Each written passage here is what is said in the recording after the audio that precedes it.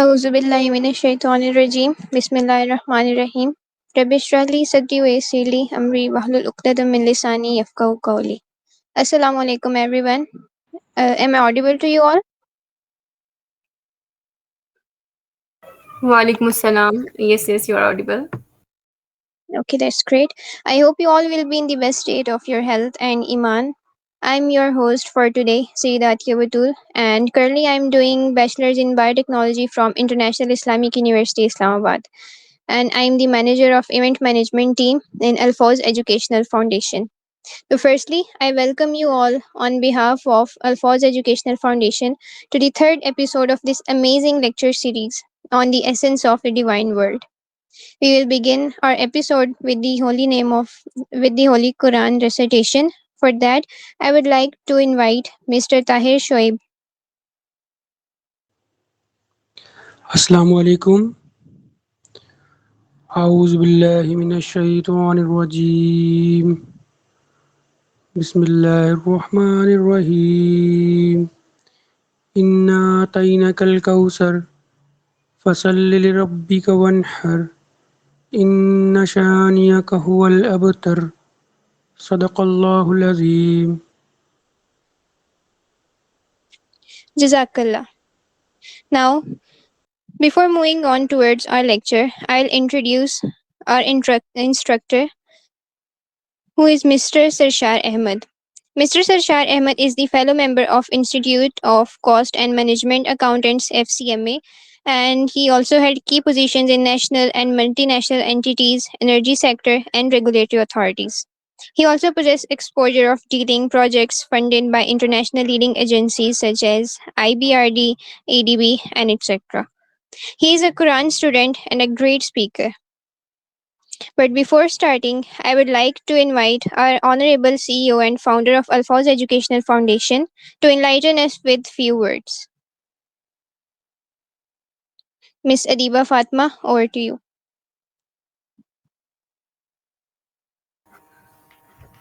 Assalamu alaikum wa rahmatullahi wa barakatuh. Am I audible to all of you? Walaikum salam. Yes, ma'am, you're audible. Okay, thank you so much, Miss Atiya, to invite me. Okay, first of all, I hope you all will be doing great. آپ سب جو ہیں اپنے ایمان اور صحت کی بہترین حالت میں ہوں گے، عافیت سے ہوں گے. اللہ تعالیٰ ہم سب کو اور ہمارے وطن کو اور ہم سب مسلمانوں کو، سب انسانوں کو اپنے اپنے حفظ و امان میں رکھے. آمین ثم آمین. انداز بیاں گرچہ بہت شوق نہیں ہے، انداز بیاں گرچہ بہت شوق نہیں ہے، شاید کہ تیرے دل میں اتر جائے میری بات. تو سب سے پہلے تو میں اللہ تعالیٰ کی شکر گزار ہوں تہہ دل سے کہ اللہ تعالیٰ نے ہمیں یہ lecture series essence of the divine word کا اجرا کرنے کی اور اس کو کنڈکٹ کرنے کی توفیق دی. اور آج اس کی ایپیسوڈ 3 میں جو ہے ہم موجود ہیں انشاءاللہ، اور عزیز جس کا ہم ابھی جو ہے سٹارٹ کرنے جا رہے ہیں. سب سے پہلے تو آپ سب مجھے بتائیے کہ آپ میں سے پہلی 2 ایپیسوڈز میں کس کس نے جوائن کیا تھا، and who are new in this episode. You can write down in the chat box right now. You can write down your names, those who are new.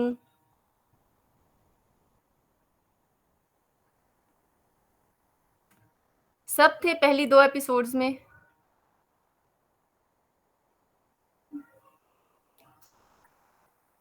All right, چلیں اچھی بات ہے اگر آپ نے پہلی 2 ایپیسوڈز میں بھی ہمیں جوائن کیا تھا. So first of all let me introduce our organization with you all. الفوز ایجوکیشن فاؤنڈیشن کیا ہے، اس کا مقصد کیا ہے؟ تو الفوز ایجوکیشن فاؤنڈیشن، جیسا کہ نام سے آپ کو ظاہر ہے، الفوز، الفوز مطلب سکسیس، کامیابی، اٹرنل سکسیس، دنیا اور آخرت کی کامیابی. تو الفوز ایجوکیشن فاؤنڈیشن جو ایک بیسک اس کا مقصد ہے، جو ہمارا مقصد ہے، وہ انٹیگریٹڈ اسلامک ایجوکیشن کا فروغ ہے. اب انٹیگریٹڈ اسلامک ایجوکیشن کیا ہے؟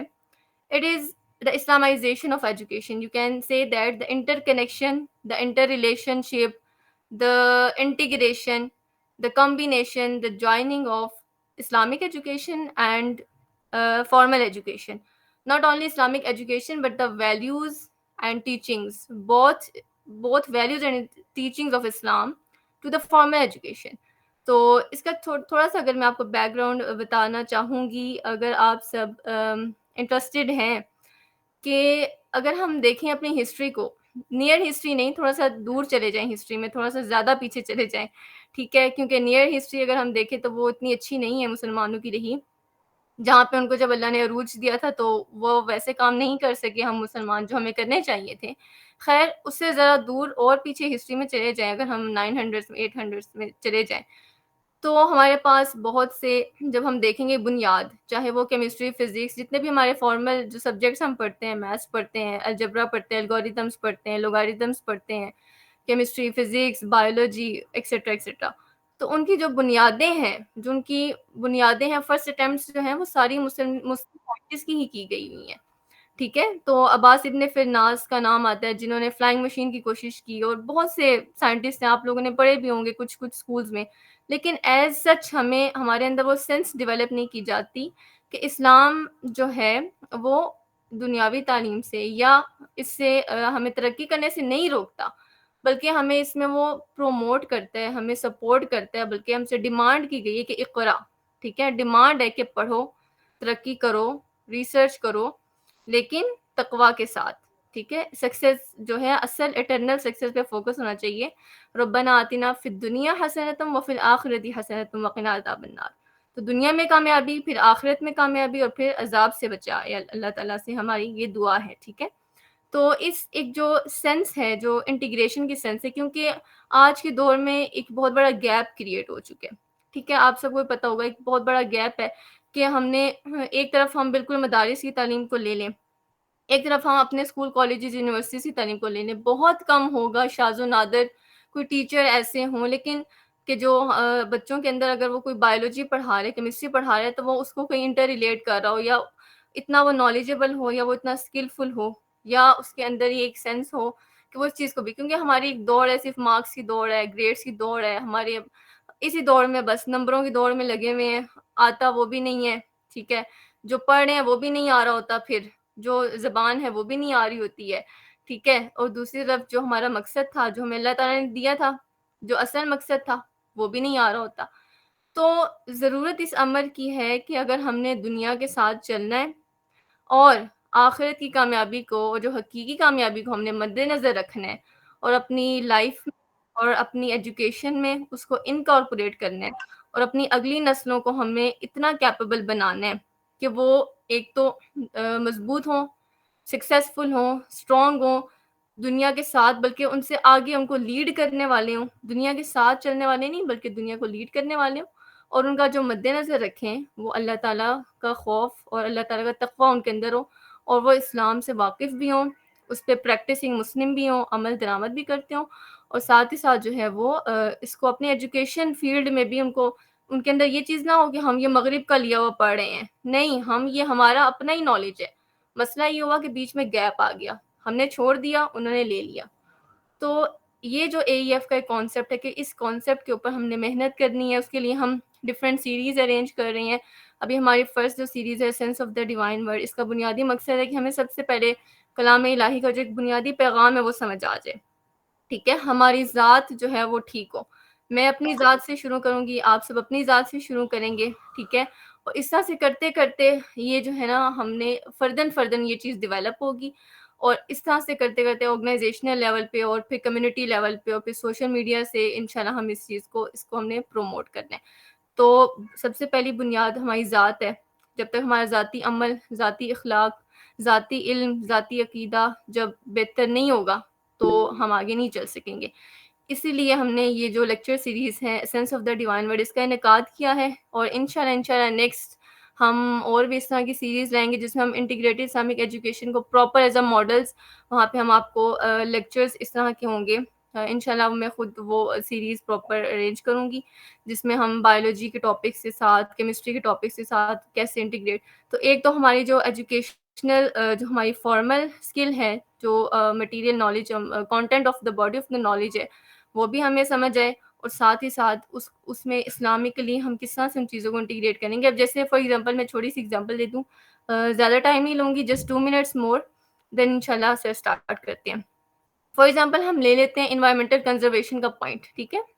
اب انوائرمنٹل کنزرویشن یا جو ہم کنزرویشن آف بایو ڈائیورسٹی ہم بایو میں پڑھتے ہیں 9th 10th میں، آئی تھنک کیمسٹری میں بایو میں آتے ہیں ٹاپکس کہ ہم بایو ڈائیورسٹی کنزرویشن کے حوالے سے پڑھتے ہیں کہ جو ہمارے پاس بایو ڈائیورسٹی ہے، پلانٹس اینیملز ہیں ڈفرینٹ، اس کی کنزرویشن ہم نے کرنی ہے. انوائرمنٹل کنزرویشن کی بات کرتے ہیں، انوائرمنٹل پولوشن سے ریلیٹڈ بات کرتے ہیں، پھر ہم بایو ریمیڈیشن کی بات کرتے ہیں. تو اب یہ باتیں ہم کرتے ہیں بایولوجی کے پوائنٹ آف ویو سے اگر ہم دیکھتے ہیں، لیکن ہم یہ چیز وہاں پہ اگنور کر رہے ہیں. وہاں پہ کیا چیز ہم اگنور کریں کہ اس کو آپ کیسے بتاؤ؟ آپ بچے کو یہ بتاؤ کہ آپ کو اللہ تعالیٰ نے خلیفہ بنا کے بھیجا ہے دنیا کے اوپر، زمین پہ، اور زمین کا حق ہے آپ کے اوپر، ٹھیک ہے؟ اور وہ حق یہ ہے کہ آپ اسے پاک صاف رکھو، اس کی کیئر کرو، اس کے وہاں پہ آپ. تو یہ چیزیں ہمیں اسلام نے سکھائی ہیں ایز اے خلیفہ، یہ ہمارا فرض ہے. پھر جیسے چھوٹی چھوٹی نیکی کو بھی صدقہ قرار دیا گیا، سڑک سے پتھر بھی اگر ہٹا دیا جائے تو وہ بھی صدقہ قرار دیا گیا. وہ کیوں؟ کہ کوئی بھی ایسی مصیبت یا جو بھی تکلیف ہے وہ دور کر دینا، وہ آپ کے لیے صدقہ ہے. تو وہاں سے پھر آپ اس کو کنٹینیو کرو. تو ایک چھوٹی سی اگزامپل تھی کہ ہم کس طرح سے اس کو کر سکتے ہیں اپنی لرننگ میں، اپنی ٹیچنگ میں. تو انشاءاللہ thank you so much for your listening. اور آپ نے لازمی جو ہے دوسروں تک بھی یہ پیغام پہنچانا ہے، ابھی آپ کی ذمہ داری ہے، ٹھیک ہے؟ تو انشاءاللہ لنکس آپ کے ساتھ شیئر کر دیے جائیں گے چیٹ باکس کے اندر، وہ آپ نے شیئر کر دینے. And we are going to start now. Thank you so much. Over to you sir.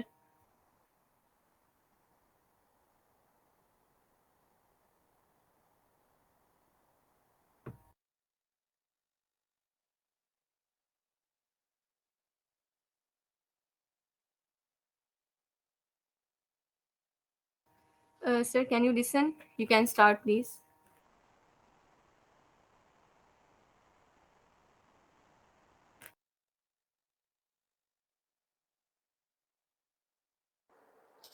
Hello, آواز آ رہی ہے؟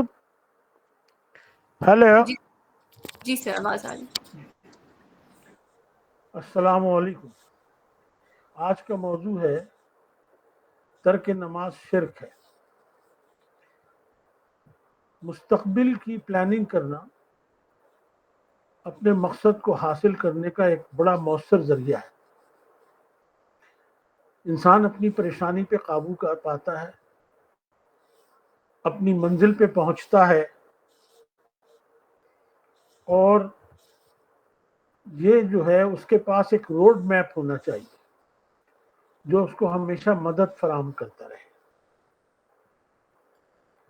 اگر ہم قرآن کو دیکھیں تو ہمیں ایک بہت بڑی مثال ملتی ہے یوسف علیہ السلام کی، کہ وہ مصر کے فائنانس منسٹر تھے، لگائے گئے جب انہوں نے ایک 14 سال کی پلاننگ پیش کی. انہوں نے 14 سال کی فیوچر پلاننگ پیش کی، اس کو امپلیمنٹ کیا، اور وہ پلاننگ اگر وہ نہ کرتے تو اس قوم کو قحط کا سامنا کرنا پڑتا، بہت بڑا اقتصادی بحران ہوتا، اور شاید وہ قوم اس سے نہ بچ سکتی. تو قرآن اس بات کی تعلیم دیتا ہے کہ آپ اپنے مستقبل کی پلاننگ کریں. رسول صلی اللہ علیہ وسلم اپنے مستقبل پر گہری نظر رکھتے تھے، اور اس کے لیے وہ اللہ تعالیٰ کے وعدوں پر مکمل اطمینان کرتے تھے، اور وہ کہتے تھے کہ اللہ کی قسم، اللہ کا دین ضرور غالب آئے گا. اور وہ دین غالب آیا، اور آج بھی وہ سچا دین موجود ہے. اور وہ کتاب جو ان کو دی گئی وہ قیامت تک، مستقبل تک، قیامت جب تک مستقبل اس کائنات کا ہے وہ موجود رہے گی، جو مجھے ہینڈ اوور کر گئے، ہم کو ہینڈ اوور کر گئے. تو جو مستقبل کی پلاننگ ہے وہ انسان کے دل کو زندہ رکھتی ہے، اس کے عزائم کو پختہ بناتی ہے، اس کی مایوسی کو ختم کرتی ہے. شیطان انسان کو مایوس کرتا ہے، اللہ تعالیٰ انسان کو امید دلاتا ہے، اس کی سستی کا خاتمہ کرتی ہے، اور تمام وسائل کو وہ اپنے بروکار لائے تو ایک روشن مستقبل کی تعمیر کے لیے وہ اپنی زندگی گزارتا ہے. مستقبل کی منصوبہ بندی کا مطلب یہ نہیں ہے کہ آپ کے پاس آرزویں ہوں، آج کا کام آپ کل پہ چھوڑ دیں اور پھر آپ کی ہمت ٹوٹ جائے. پھر جب آپ کے پاس عزائم نہیں ہوں گے اور آرزویں ہوں گی تو آپ کے عزائم رک جائیں گے، رکھنے پڑیں گے، سستی پیدا ہوگی، معاملات میں تاخیر پیدا ہوگی۔ اب ہمارے دنیا کا ایک کیریئر ہے، ہم اس کو چوز کرتے ہیں ایک کامیاب زندگی کے لیے۔ دراصل ہماری زندگی کے دو حصے ہیں، ایک وہ جو اس دنیا میں ہم گزار رہے ہیں، ایک وہ جو آخرت میں ہوگا اور جس کا موت کے بعد وہ حصہ شروع ہو جاتا ہے۔ تو ایک ہمارا کیریئر ہے شارٹ ٹرم اور ایک کیریئر ہے لانگ ٹرم۔ اگر لانگ ٹرم کیریئر پہ توجہ دی جائے تو شارٹ ٹرم اس کا سبارڈینیٹ ہے، اور سبارڈینیٹ جو ہے وہ خود بخود آپ کو مل جاتا ہے جب آپ لانگ ٹرم کیریئر پر توجہ دیتے ہیں۔ اور یہ حقیقت ہر انسان کے لیے، چاہے وہ کسی رنگ کا ہو، نسل کا ہو، مذہب سے ہو، سب کے لیے یکساں ہے۔ سب کو اللہ تعالیٰ نے ایکول اپارچونٹی دی ہے۔ انسان کا بہت عظیم جو اہم مسئلہ ہے وہ ہے کہ روز قیامت میں وہ جہنم کی سزا سے نجات پا جائے، اور وہ زندگی ہمیشہ اور ابدی ہے۔ جن سے ہمیں آج پیار ہے، جو ہمارے اہل و عیال میں ہیں، ان کو بھی ہم نے لانگ ٹرم کیریئر کی طرف لے کر کے جانا ہے۔ یہ ہے وتواصوا بالحق وتواصوا بالصبر۔ اب میں آپ کو زندگی کی کامیابی سے حاصل کرنے کے لیے، اس زندگی کی اور ابدی زندگی کی کامیابی حاصل کرنے کے لیے قرآن سے آگاہ کر چاہتا ہوں۔ قرآن کا جو ایک مقصد ہے جس کے لیے اللہ تعالیٰ نے قرآن کو نازل کیا، اب آپ یہ دیکھیے کہ حضرت ابراہیم نے اپنی امت کے لیے یہ دعا کی، اپنی ملت کے لیے دعا کی، اور ان کی ملت میں ہم شامل ہیں۔ ہم نے بتایا تھا کہ سورہ حج کی آخری آیت میں اللہ تعالیٰ نے ہمیں منتخب کیا ہے، ملت ابراہیمی اور امت محمد میں پیدا کیا ہے۔ تو حضرت ابراہیم نے اپنی ملت کے مستقبل کے لیے کیا دعا مانگی؟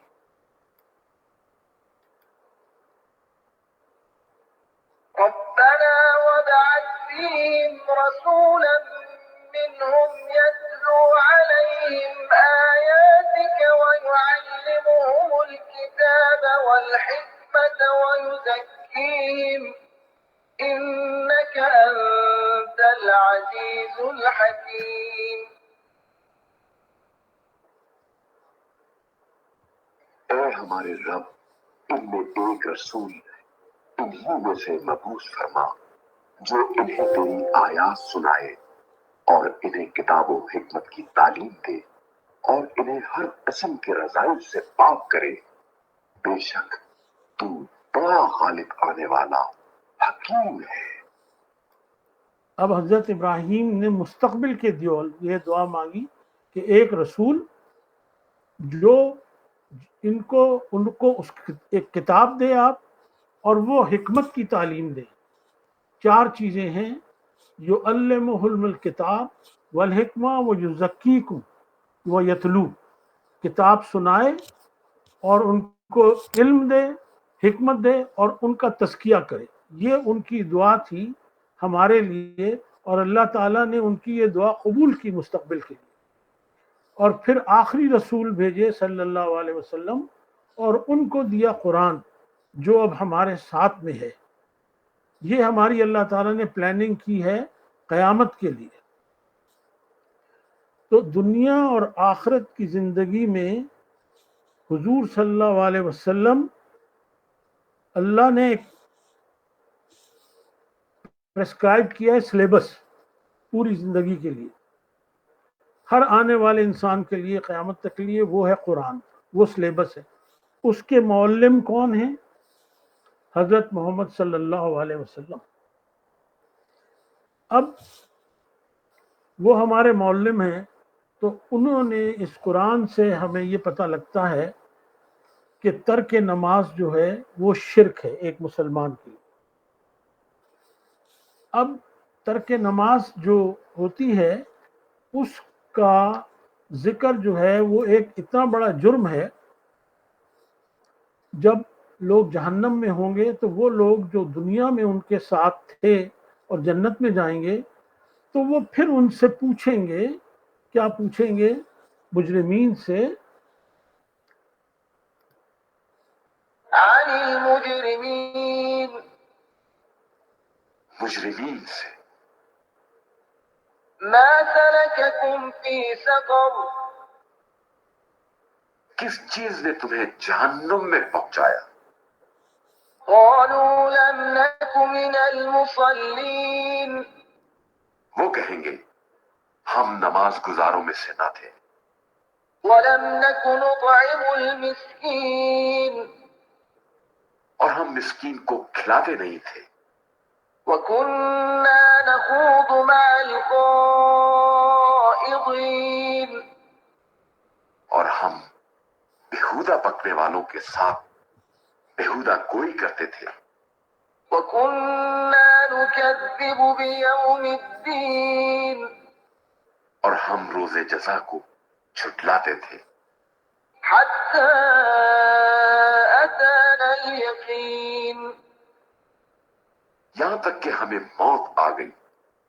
اب یہ وہ فرد جرم ہے جو ایک مسلمان تھا دنیا میں، لیکن وہ سقر میں پہنچ گیا۔ سقر پہ ہم بعد میں بات کریں گے کہ وہ کیسی جہنم ہے۔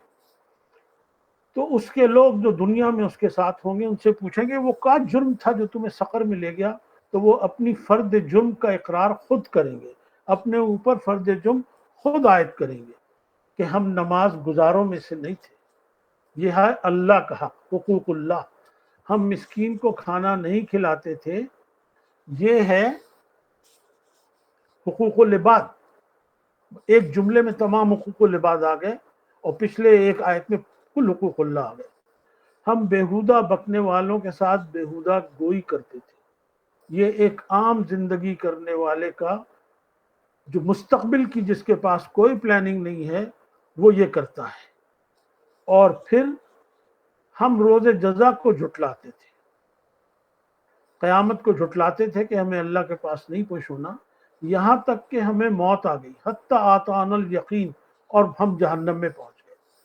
اب اس میں جو آیت تھی کہ تم سقر میں کیوں پڑے ہو اور ہم نماز گزاروں میں نہیں تھے، یہ آیت مجھے میری نظر سے گزری تھی 1990s میں، اور اس نے پھر مجھے قرآن کی طرف راغب کیا تھا، اور میں نے یہ پیغام دینا شروع کیا تھا کہ میں لوگوں کو سقر سے بچانے کی کوشش کروں، پہلے اپنی اصلاح کروں اور پھر لوگوں کو سقر سے بچانے کی کوشش کروں۔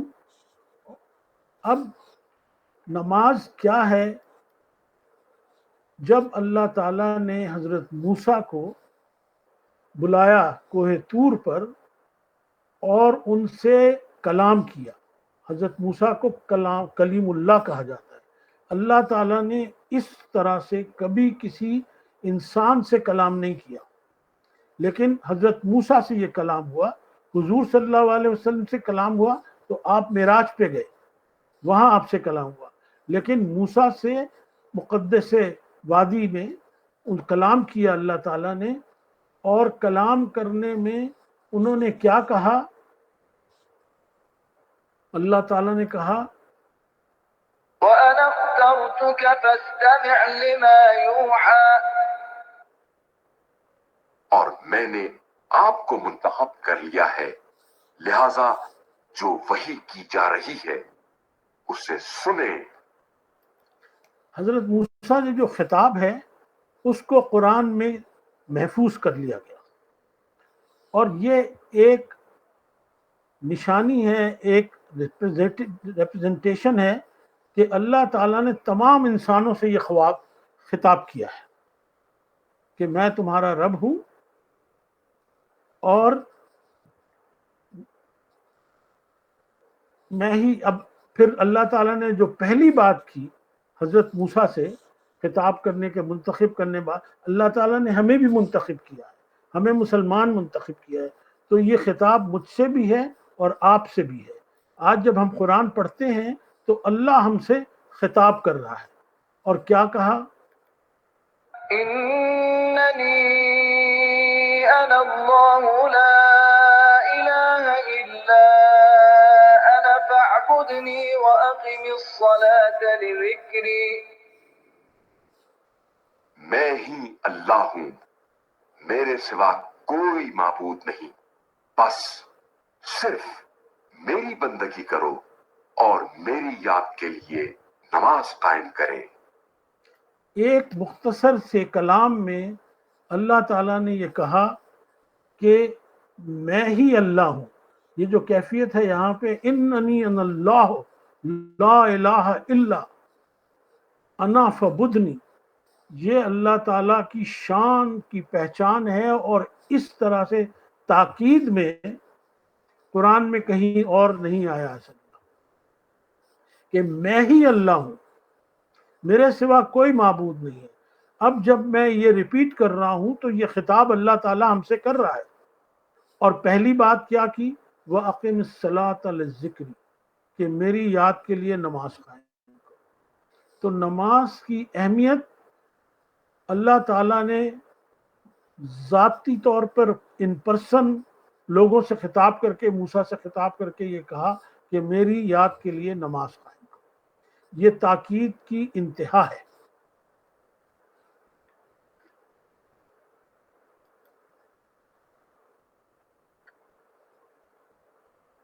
لیکن کیا ہوا؟ آج کا تجزیہ کریں ہم تو یہ آیت سورہ مریم کی 2 آیتیں ہیں۔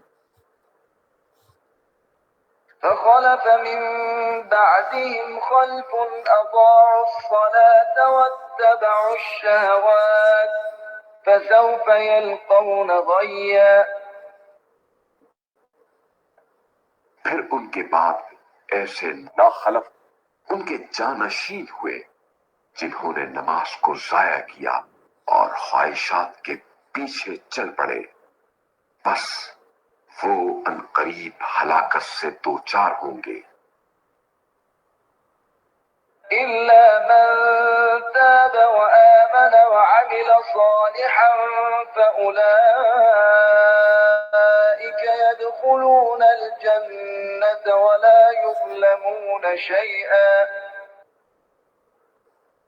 مگر جو توبہ کرے، ایمان لائے اور نیک اعمال بجا لائے تو وہ جنت میں داخل ہوں گے اور ان پر کچھ بھی ظلم نہ ہوگا۔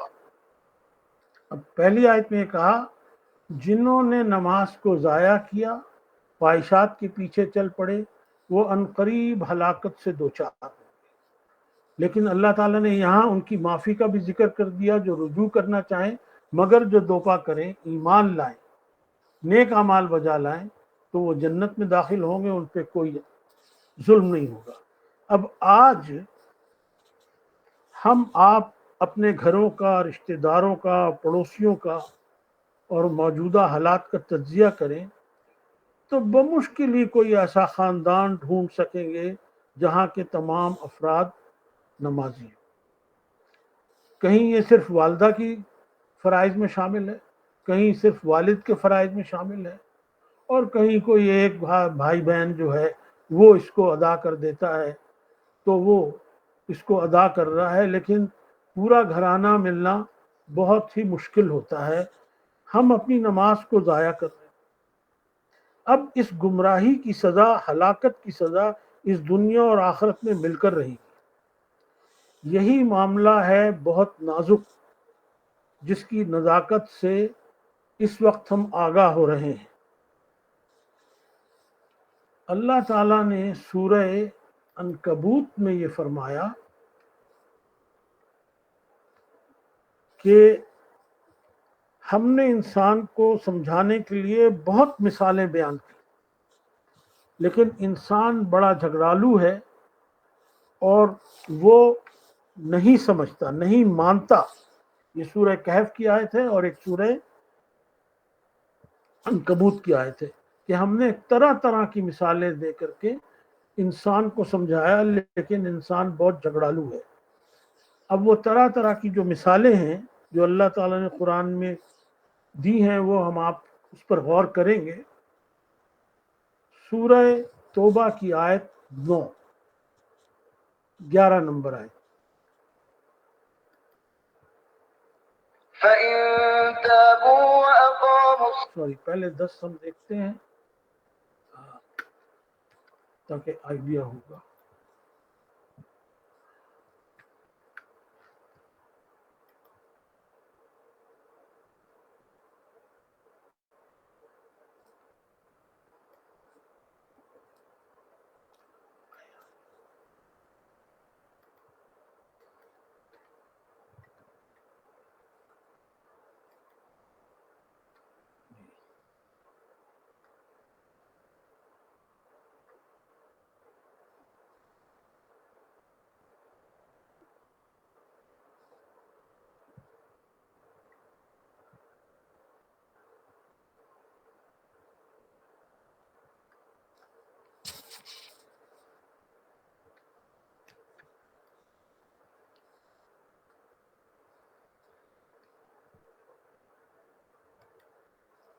فإن تابوا وأقاموا الصلاة وآتوا الزكاة فإخوانكم في الدين ونفصل الآيات لقوم يعلمون.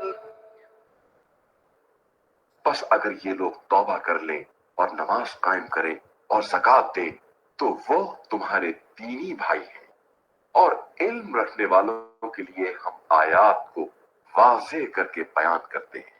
یہ آیات جو ہیں یہ فتح مکہ کے موقع پر نازل ہوئی.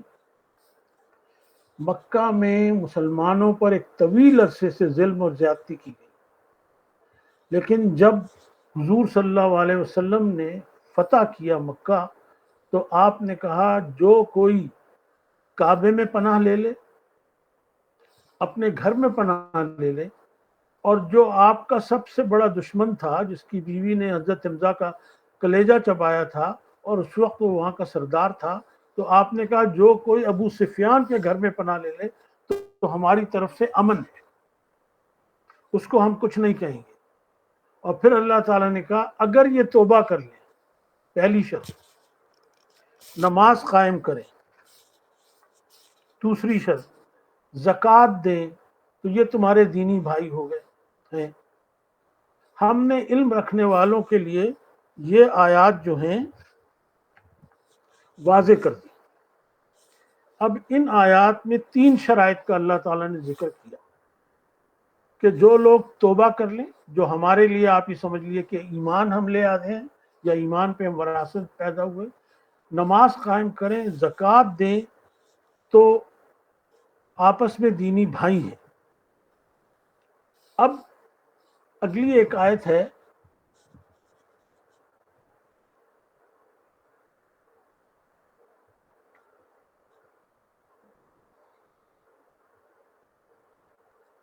آیت نمبر ہے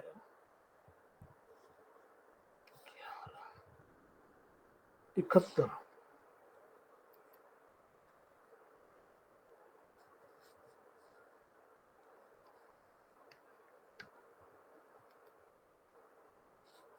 والمؤمنون والمؤمنات بعضهم أولياء بعض يأمرون بالمعروف وينهون عن المنكر ويقيمون الصلاة ويؤتون الزكاة ويطيعون الله ورسوله أولئك سيرحمهم الله إن الله عزيز حكيم.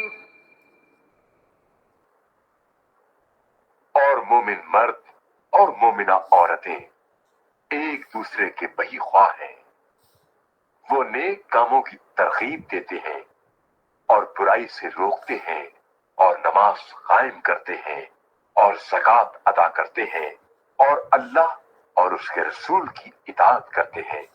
یہی وہ لوگ ہیں جن پر اللہ رحم فرمائے گا. بے شک اللہ بڑا غالب آنے والا حکمت والا ہے. پہلی شرط ایمان کو ہم وراثتی طور پر پورا کرتے ہیں، اور جو لوگ مخلص ہیں وہ ان کے دلوں میں سچا ایمان ہوتا ہے تو یہ شرط پوری ہوتی ہے. زکوٰۃ کا حکم جو ہے وہ صرف صاحب نصاب مسلمانوں کے لیے ہے، لیکن تمام مسلمانوں پر نماز کا حکم یکساں نافذ ہے. اب یہاں کہا مومن مرد اور مومن عورتیں آپس میں ایک دوسرے کے بھائی خواہ ہیں. ہمارے خونی رشتوں کے علاوہ ہمارے درمیان ایک رشتہ ہے کہ ہم سب کو ایک پروردگار نے پیدا کیا ہے. ہم کو اس اور ایک واحد جان حضرت آدم سے پیدا کیا ہے. ہم نے اسی کی احکام کی پیروی کرنی ہے، اسی کی طرف لوٹنا ہے. یہ سب سے اہم اور مشترک ہے. یہ رشتہ جو ہے یہ خونی رشتوں پر مقدم ہے. قرآن میں اللہ تعالیٰ نے خونی رشتوں کی مثال دی. حضرت نوح نے 950 سال اپنی قوم کو تبلیغ کی، اپنے گھرانوں کو تبلیغ کی، لیکن ان کی بیوی اور ان کے بیٹے نے وہ ایمان نہیں لائے. اور حضرت نوح کی بیوی اور بیٹا صالح نہیں تھے تو وہ نجات پانے والوں میں شامل نہیں ہوئے. حضرت نوح نے اللہ سے دعا کی کہ یہ میرے اہل میں ہے بیٹا، اس کو تو بچا لے. اللہ تعالیٰ نے کہا یہ تمہارے اہل میں نہیں ہے. تو خونی رشتوں کے علاوہ جو ایک رشتہ قائم ہوتا ہے وہ آپس میں ایک خاندان میں، اقربا میں، مومنوں میں دینی رشتہ ہے. وہ لوگ اہل ہوں گے ایک دوسرے کے جو نماز ادا کرتے ہیں اور ایک دوسرے کے بہی خواہ ہیں. اب اسی طرح کی ایک مثال ہے حضرت لوط کی بیوی. وہ پیغمبر کی بیوی تھی، ان کو کیا ماحول میسر نہیں آیا، لیکن انہوں نے ان لوگوں کا ساتھ دیا جو پیغمبر کے مخالف تھے، جبکہ ان کی 2 بیٹیاں جو تھیں ان کے ساتھ آ گئیں. ایک مثال اور اللہ تعالیٰ نے دی ہے. حضرت آسیہ فرعون کی بیوی تھی.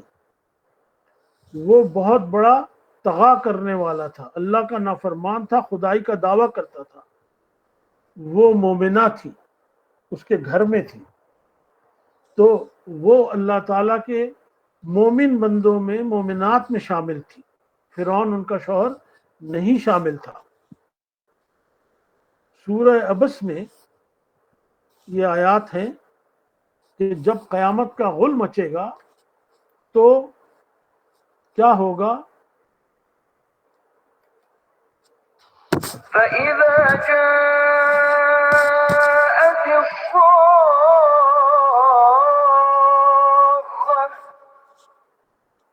پھر جب کان پھاڑ آواز آئے گی، يوم يفر المرء من أخيه تو جس دن آدمی اپنے بھائی سے دور بھاگے گا، وأمه وأبيه نیز اپنی ماں اور اپنے باپ سے، وصاحبته وبنيه اور اپنی زوجہ اور اپنی اولاد سے بھی. جو افراد دنیا میں ہمارے بہت نزدیک ہیں، جن کی خاطر ہم اللہ کی نافرمانی کرتے ہیں، جن کی محبت میں ہم روز جزا سے غافل ہوتے ہیں، روز قیامت وہ بھاگ جائیں گے، نہ کسی حق کا مطالبہ کریں گے، نہ ایک دوسرے کو مددگار کے لیے پکاریں گے، اور اپنے گناہوں کی ذمہ داری کسی دوسرے پر نہیں ڈال سکیں گے.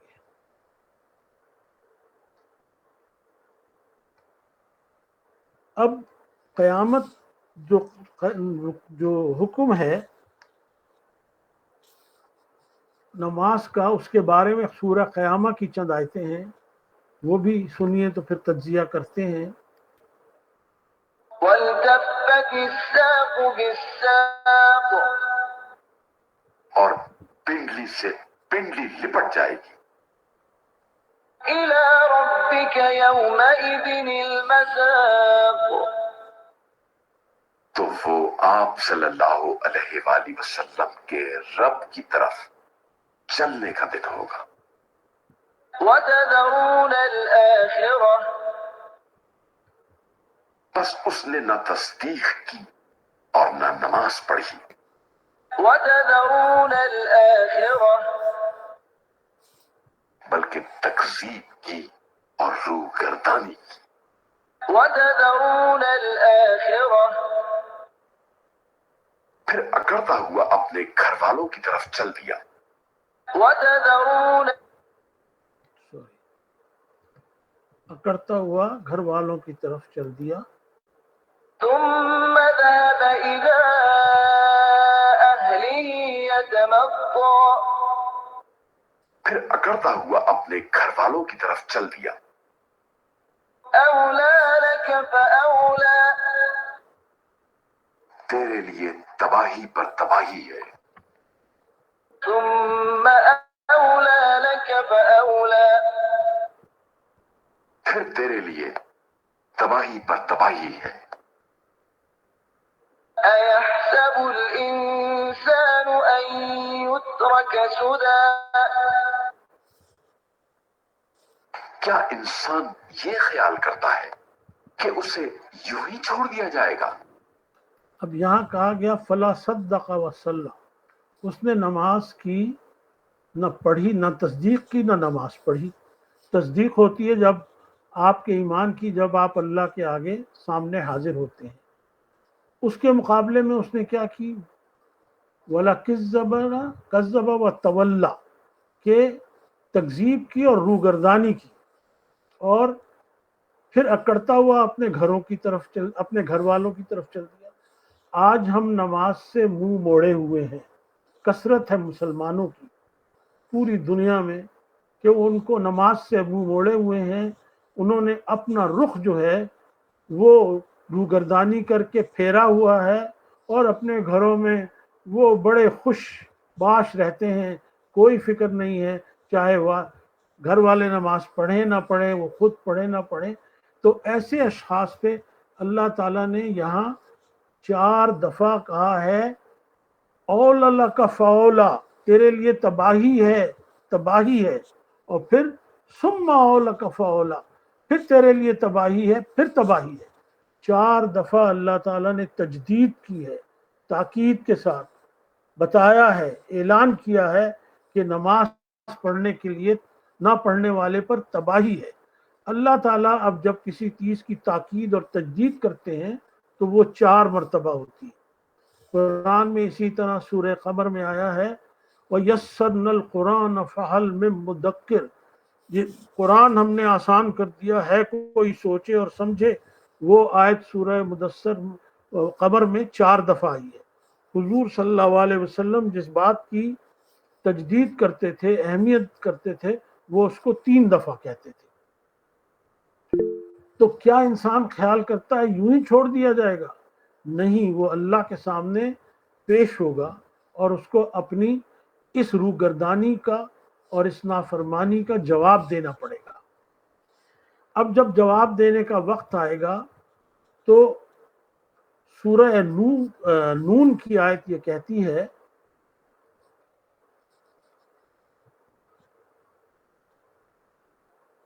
کہ ان کو بلایا جائے گا تو وہ سجدہ نہ کر سکیں گے.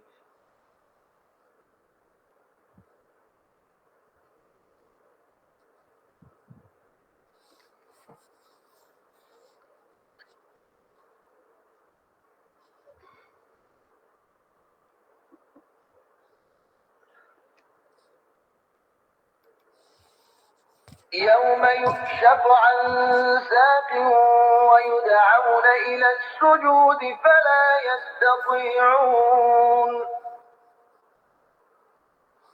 جس دن مشکل ترین لمحہ آئے گا اور انہیں سجدے کے لیے بلایا جائے گا تو یہ لوگ سجدہ نہ کر سکیں گے. اب اس دن پھر یہ چاہیں گے کہ وہ سجدہ کر دیں اللہ تعالیٰ کو، اور کیفیت ان کی کیا ہوگی؟ أبصارهم ترهقهم ذلة وقد كانوا يدعون إلى السجود وهم سالمون ان کی نگاہیں نیچی ہوں گی اور ان پر ذلت چھائی ہوئی ہوگی، حالانکہ انہیں سجدے کے لیے اس وقت بھی بلایا جاتا تھا جب یہ لوگ سالم تھے. فذرني ومن يكذب بهذا الحديث سنستدرجهم من حيث لا يعلمون. بس مجھے اس کلام کی تکذیب کرنے والوں سے نپٹنے دیں. ہم بتدریج انہیں گرفت میں لیں گے اس طرح کہ انہیں خبر ہی نہ ہو. اب قیامت کے دن بے نمازی جو ہوگا وہ کہے گا میں سجدہ کروں، لیکن اس کے اعضاء جو ہیں وہ انکار کر دیں گے، اور انکار کرنے کے بعد ان کی نگاہیں نیچی ہوں گی، ذلت چھائی ہوگی. کیوں چھائی ہوگی؟ کہ جب دنیا میں سالم تھے اور 5 وقت نماز کے لیے اذان ہوتی تھی، ان کو بلایا جاتا تھا تو وہ انکار کر دیتے تھے، اور وہ جو انکار کرتے تھے وہ اگلی آیت کہتی مجھے اس کلام کی تکذیب کرنے والوں سے نمٹنے دے، ہم بترجید ان کو گرفت میں لے لیں گے. یہ کس کلام کی تکذیب ہو رہی ہے؟ یہ تکذیب ہو رہی ہے اس کی جو اللہ تعالیٰ نے موسیٰ سے کلام کیا تھا، اننی انا اللہ لا الہ الا ہوا. إنني أنا الله لا إله إلا أنا فاعبدني وأقم الصلاة لذكري. میں ہی اللہ ہوں، میرے سوا کوئی معبود نہیں، بس صرف میری بندگی کرو اور میری یاد کے لیے نماز قائم کرے.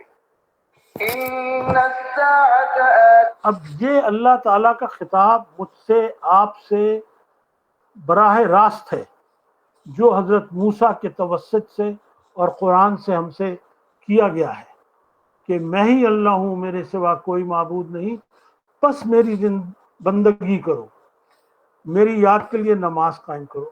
تو اس کی تکذیب ہوتی ہے جب ہم نماز کے لیے حاضر نہیں ہوتے. اللہ کے اس حکم کی تکذیب ہوتی ہے. اور پھر اللہ تعالیٰ نے کہا کہ جن کی تکذیب کرتی ہیں تو ہم ان کو نمٹ لیں گے ان سے. تو تکذیب ہم کرتے ہیں ہر نماز کے وقت. دن میں 5 نمازیں ہیں، سال میں 360 دن ہیں، ضرب دے دیں 1501 ہو گیا، 301 ہو گیا، 360 رکھ لیں 1800 ہو گیا. ایک شخص کی زندگی اگر 50 سال ہے تو 90,000 دفعہ وہ اللہ تعالیٰ کی نافرمانی کرتا ہے نماز نہ پڑھ کے اپنی 50 سال کی زندگی میں. اب اللہ تعالیٰ نے قرآن میں یہ کہا کہ ہم نے ان کو مثالیں دے دے کر سمجھایا، لیکن انسان بڑا جھگڑالو ہے. اللہ تعالیٰ نے انسان کو جو سمجھایا ہے اس کی 3 درجات ہیں. ایک ہے علم الیقین، ایک ہے عین الیقین، اور ایک ہے حق الیقین. اور یہ تینوں اسٹیج 1، اسٹیج 2 اور اسٹیج 3 ہیں. علم الیقین کیا ہے؟ آپ کو استدلال دیا جائے، دلیل دی جائے، آپ کو یقین آ جاتا ہے. یہ آج جتنی فزیکل سائنسز ہیں اس کے ساتھ ہمارا یقین اسی پر ہے. آپ قرآن کو پڑھیں گے، آپ کو علم ملے گا، تو آپ کو قیامت پہ، آخرت پہ، صلی اللہ علیہ وسلم پر، اللہ پر یقین آ جائے گا. یہ علم الیقین کی کیفیت ہوگی، دلیلیں مل رہی ہیں.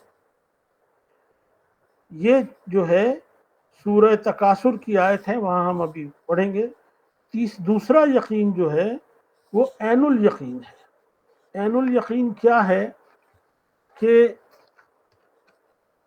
آپ کو دلیل نہیں دی جائے گی، آپ کو مشاہدہ کرایا جائے گا، آپ کی آنکھ محسوس کرتی ہے، آپ کی محسوسات گواہی دیتے ہیں. اور عین الیقین جو ہے یہ صریح ہے، علم الیقین سے زیادہ مضبوط ہے. آج میں کسی سے کہوں کہ آگ جو ہے اس پر ہاتھ رکھ دو تو وہ کہے گا کہ میرا ہاتھ جل جائے گا. کیوں؟ وہ اپنی آنکھ سے دیکھ رہا ہے اور اس کی کھال کو یہ احساس ہوگا، وہ از خود دیکھ رہا ہے، اس کو یقین کامل ہے کہ میرا ہاتھ جل جائے گا. یہ عین الیقین ہے. اور تیسرا یقین جو ہے وہ حق الیقین ہے. سورہ تکاثر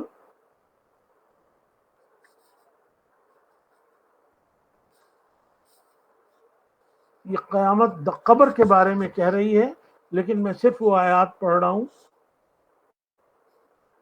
كلا لو تعلمون علم اليقين ہرگز نہیں، کاش تم یقینی علم رکھتے لترون الجحيم تو تم ضرور جہنم کو دیکھ لیتے، ثم لترونها عين اليقين پھر اسے یقین کی آنکھوں سے دیکھ لیتے، ثم لتسألن يومئذ عن النعيم ایک علم الیقین، ایک عین الیقین. اپنی آنکھوں سے جہنم کو دیکھو گے جیسے یہاں آگ کو دیکھتے ہو، پھر تم کو یقین آ جائے گا. تیسرا یقین، ہم نے وہ جو سقر میں گئے تھے اور انہوں نے اقرار کیا تھا کہ ہم جو تھے یہاں تک کہ ہمیں موت آ گئی. حتى أتانا اليقين یہاں تک کہ ہمیں موت آ گئی. فما موت کو یقین کہا گیا ہے، اور یہ یقین ہر روز ہمارے سامنے ہوتا ہے. کوئی انسان موت سے انکار نہیں کر سکتا. رب کا انکار کر رہے ہیں، خالق کا انکار کر رہے ہیں، رازق کا انکار کر رہے ہیں، لیکن وہ یہ نہیں کہہ سکتا کہ مجھے کبھی موت نہیں آئی. تو موت کی کیفیت ایسی ہے حتی اتانا الیقین کہ یہاں تک کہ ایک وقت انسان کو وہ وقت آ جاتا ہے کہ اس پر موت آ جاتی ہے. یہ تین یقین جو ہیں یہ اللہ تعالیٰ نے بتائے اس لیے ہیں تاکہ انسان کو یقین دلایا جائے اس کی کیفیت کو آڈیو، ویڈیو اور گرافکس کے ذریعے. تو سورہ سقر کی جو مثال ہے جس پر ہم اب جا رہے ہیں وہ ایک ایسی مثال ہے جس میں انسان کو آڈیو، ویڈیو اور گرافکس بتائے گئے ہیں، جس میں انسان کو یقین آئے گا کہ ایسی ہی جہنم ہے. اور اللہ تعالیٰ نے جس انداز میں اس کو بتایا ہے، میں نے یہ کہا تھا کہ سقر کے بارے میں ہم بات کریں گے تو سورہ مدثر ہے 74، یہ بات کرتی ہے سقر کے بارے میں. جہاں وہ بات ہوئی تھی ہم سقر میں پڑھے تھے. تو اب وما أدراك ما سقر اور آپ کیا سمجھے سقر کیا ہے؟ لا تبقي ولا تذر وہ نہ باقی رکھتی ہے اور نہ چھوڑتی ہے، لواحة للبشر آدمی کی کھال جھلسا دینے والی ہے.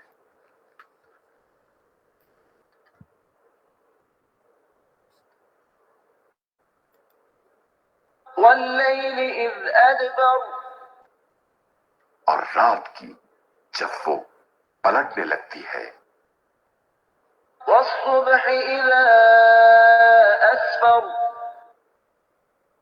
اور صبح کی جب وہ روشن ہو جاتی ہے. إنها لإحدى الكبر بلا شبہ یہ آگ بڑی آفتوں میں سے ایک ہے، نذيرا للبشر اس میں انسانوں کے لیے تنبیہ ہے. لمن شاء منكم أن يتقدم أو يتأخر تم میں سے ہر اس شخص کے لیے جو آگے بڑھنا یا پیچھے رہ جانا چاہے. كل نفس بما كسبت رهينة ہر شخص اپنے عمل کا گروی ہے. ہر شخص اپنے عمل کا گروی ہے، اور نماز نہ پڑھ کے ہم اپنی جان کو، اپنے نفس کو، اپنے جسم کو، کھال کو گروی رکھ رہے ہیں سقر کی آگ کے لیے، جس کے لیے اللہ نے چاند کی، رات کی، صبح کی قسم کھائی ہے کہ وہ بہت بڑی آفت ہے. یہ جو آیات ہیں یہ قیامت کے بارے میں، جہنم کے بارے میں بہت عظیم آیات ہیں اور عظیم ہولناکی کا ذکر کرتی ہیں، اور یہ ذکر کرتی ہیں اس کے لیے جو اقرار کر رہا ہے کہ میں نماز نہیں ادا کرتا تھا. یہاں تک ہم نے کور کیا. یہ ہمارا ترک نماز شرک کا پہلا لیکچر ہے. انشاءاللہ دوسرا لیکچر ہم اگلے ہفتے کریں گے. اور اب میں آپ سے کہوں گا کہ آپ اپنے سوالات کیجئے. آپ کا سوال کسی قسم کا بھی ہو، ریلیٹڈ ہے، ان ریلیٹڈ ہے، اس مضمون کے ساتھ آپ ضرور کیجئے. میں کوشش کروں گا جواب دوں گا تاکہ کلیئرٹی ہمارے درمیان بڑھ جائے اور ہمارا سفر آگے شروع ہو. تو کسی کا کوئی سوال ہے ادیبہ تو آپ ماڈریٹ کریں، مانیٹر کریں. And we now come to question and answer session. السلام علیکم. Am audible? Okay, so if any one of you has any question, then you can please go ahead. Okay. اچھا سر، میرا ایک سوال تھا اس سے متعلق. سر میرا یہ سوال ہے کہ جیسے قرآن مجید میں اللہ تعالیٰ نے فرمایا کہ نماز جو ہے وہ برائی بے حیائی سے روکتی ہے. تو اکثر یہ بھی دیکھا جاتا ہے، یا یہ آپ کہہ لیں کہ پوائنٹ اٹھایا جاتا ہے کہ جو لوگ، اگر ہم نعوذ باللہ اگر نماز کوئی نہیں پڑھتا یا سستی کرتے ہیں، تو ہمارے پاس ایک یہ آبجیکشن ہوتا ہے کہ دیکھیں یہ فلاں بندہ نماز تو پڑھ ہے لیکن وہ کتنے گناہ کر ہے، وہ کتنی برائیوں میں بھی ملوث ہے. تو اس کا پھر کیا انٹر ریلیشن ہے کہ جو نماز کے بارے میں کہا گیا کہ وہ بے حیائی برائی سے روکتی ہے، تو اگر ہم اسے نہیں رک رہے تو اس کو ہم کیسے ایلیبریٹ کر سکتے ہیں؟ مسلمانوں کے دو حصے ہیں، ایک ہے مسلمان مومن اور ایک ہے منافق. آپ جس کی نماز کا ذکر کر رہی ہیں وہ ہے منافق کی نماز. وہ قرآن میں ہے کہ وہ دھوکہ دے رہا ہے اپنے آپ کو اور دھوکہ دے رہا ہے اللہ کو. اس نے اس نماز کو اپنے لیے نجات نہیں بنایا ہوا ہے، اس نے اس کو دنیا کے مفاد کے لیے ایک ڈھال بنایا ہوا ہے. اور ہر شخص کو یہ اختیار دیا گیا ہے کہ وہ جو چاہے رستہ اختیار کر لے. تو اس نے یہ اختیار کیا ہے رستہ کہ اس نماز کو اس نے اپنے لیے ڈھال بنایا ہے، لیکن وہ شخص متقی نہیں ہے، اس کے دل میں خوف نہیں ہے. اس نے قرآن کو یہ نہیں پڑھا کہ وہ اپنے آپ کو گروی رکھ رہا ہے، یا اس کو یہ پتہ ہے لیکن وہ اس سے غفلت برتتا ہے جان بوجھ کے. وہ نماز جو برائی سے اور بے حیائی سے روکتی ہے وہ نماز ہے جس کی کوانٹٹی تو چاہے کم ہے لیکن اس کی کوالٹی جو ہے وہ بہترین ہے. کوانٹٹی نہیں ہے، کوالٹی ہے، اور اس کوالٹی میں اس کے پیچھے اللہ کا تقوی ہے، اللہ کے سامنے کھڑے ہونے کا خوف ہے. تو اور جب 5 دفعہ کی جو نماز رکھی گئی ہے وہ اس میں دن میں اس لیے رکھی گئی ہے کہ جب کبھی آپ غفلت میں چلے جائیں تو آپ فجر سے اپنا دن سٹارٹ کریں اللہ تعالیٰ پر بھروسہ کر کے، اور یہ کہیں کہ میں اپنے آپ کو بری باتوں سے، بے حیائی سے بچاؤں گا. اب آپ کے فجر اور ظہر کے درمیان کچھ وقفے میں آپ سے کوئی کوتاہی ہو جاتی ہے تو اللہ تعالیٰ کا اقم الصلاۃ لذکری، میری یاد کے لیے نماز قائم کرو. آپ ظہر میں اللہ کے سامنے کھڑے ہوتے ہیں تو آپ اپنا محاسبہ کرتے ہیں فجر سے لے کر ظہر تک. پھر آپ کرتے ہیں فجر سے عصر تک محاسبہ، پھر عصر سے مغرب تک محاسبہ. اور قرآن میں یہ کہا ہے کہ ہر انسان کو یہ سوچنا چاہیے کہ اس نے کل کے لیے کیا بھیجا ہے. یہ ہے مستقبل کی منصوبہ بندی. تو جب آپ عشاء پڑھ لیتے ہیں تو اس کے بعد آپ کو یہ سوچنا چاہیے کہ آج میں نے کیا کیا، کون سی غلطیاں کی، اور اس کی آپ معافی مانگیں اور کل کی منصوبہ بندی کریں. تو وہ نماز جس کے پیچھے اللہ کا خوف ہے وہ اور متقی انسان پڑھتا ہے. قرآن میں کہا ہدی للمتقین، ہدایت ہے متقین کے لیے.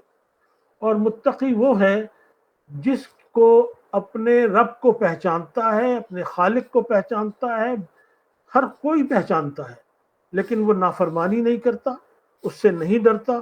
دوسرا وہ ہے جو اس سے ڈرتا ہے، وہ متقی ہے. اس کی نماز اس کو بے حیائی سے روکتی ہے، اس کو برائی سے روکتی ہے. دوسرا شخص جو ہے وہ اللہ سے نہیں ڈرتا، وہ نماز پڑھتا ہے، وہ ریاکاری کی نماز ہے. سورہ معون میں کہا فویل للمصلین، خرابی ہے ان نمازیوں کے لیے. یہ وہ نمازی ہیں جو آپ کا سوال میں شامل ہیں. اور قرآن نے کہہ دیا کہ وہ مسلمان ہیں، نماز پڑھتے ہیں، لیکن ان میں ریاکاری ہے، ان میں تقوی نہیں ہے. تو یہ انسان کا اختیار ہوتا ہے کہ وہ نماز کو اپنے لیے بے حیائی اور برائی سے بچنے کے لیے اس کو اس کا مطمع نظر بنائے گا، اس کی منصوبہ بندی کرے گا اور نہیں کرے گا. اختیار انسان کے پاس ہے. بے شک سر، جزاک اللہ خیرہ. تو ہم اس کو ایسے ہی کنکلوڈ کر سکتے ہیں کہ قصور نماز کا نہیں ہے، قصور ہمارا ہے کہ ہم اس نماز کو جو ہے وہ اس طرح سے اس پہ یوٹیلائز نہیں کر رہے، یا اس ہماری نیت میں فرق ہے. یہ جزاک اللہ قصور نہیں خیرہ. ہے، اس کو تو آپ کہیں گے کہ یہ صریحاً اللہ کی نافرمانی ہے. بے شک اس پر آدمی نے کمر باندھ دی ہے. صحیح. اللہ نے اوکے. کہا میری یاد کے لیے نماز قائم کرو، وہ اللہ کی یاد کے لیے نماز قائم نہیں کر رہا ہے. بے شک.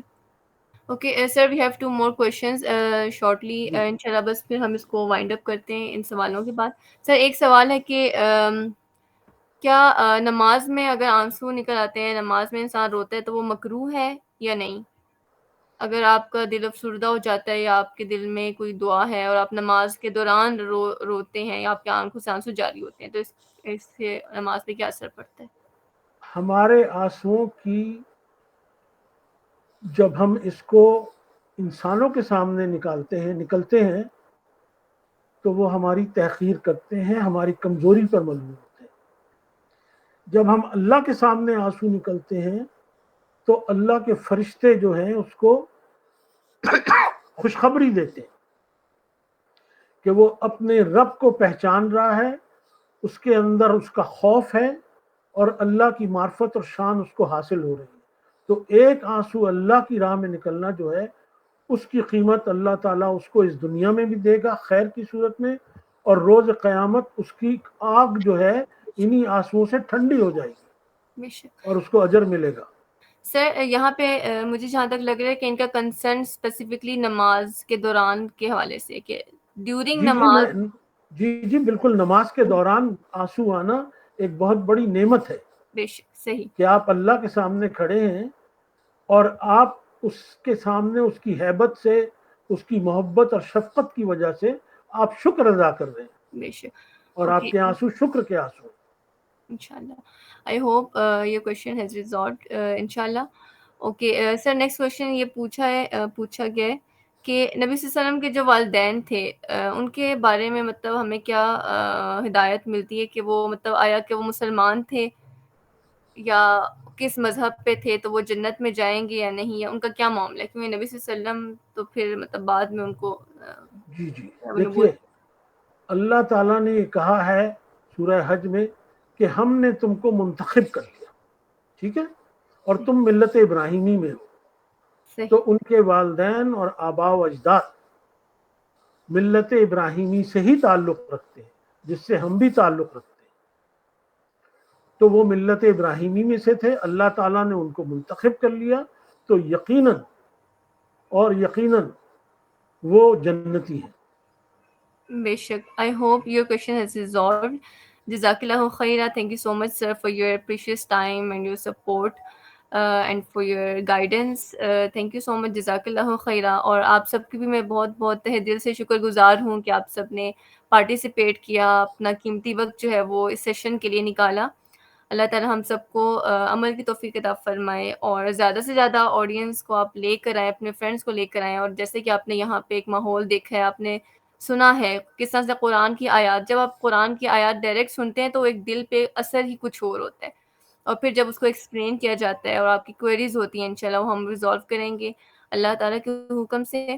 تو ضرور آپ نے جوائن کرنا ہے, نیکسٹ ایپیسوڈز بھی ہماری آپ نے اپڈیٹڈ رہنا ہے. ہمارے اکاؤنٹس اوپر لنکس شیئر کیے گئے ہیں, تو آپ وہاں سے جوائن کر سکتے ہیں, وہاں پہ ہمیں فالو کریں تاکہ آپ کو ہماری فردر اپڈیٹس ملتی رہیں, ٹھیک ہے. اور صدقہ جاریہ کے لیے اس کو شیئر کرنا ہے. اللہ تعالیٰ ہم سب کو عمل کی توفیق عطا فرمائے. السلام علیکم ورحمۃ اللہ. وعلیکم السلام. آل دا بیسٹ.